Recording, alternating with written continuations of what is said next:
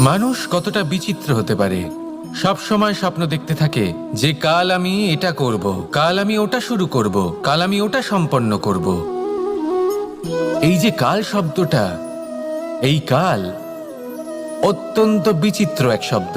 আমরা সবসময় এটাকে আসতে দেখতে পাই, কিন্তু এটা আসাতে বর্তমানে পরিণত হয়।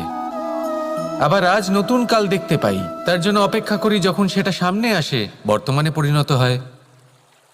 এই কাল সবসময় একটা মিথ্যে সান্ত্বনা দেয় যে সে আসছে, কিন্তু সে কখনোই আসে না। যেটা আপনার হাতে রয়েছে তা হলো আজ, বর্তমান। তাই যা করার আছে, যা সম্পন্ন করতে চান, যা শুরু করতে চান, আজ করুন, বর্তমানে করুন। কারণ আজ আপনি যা করবেন সেটাই আপনার ভবিষ্যৎ নির্ধারিত করবে। ভবিষ্যতের বিষয় ভাবতে থাকলে ভবিষ্যৎ সুন্দর হবে না।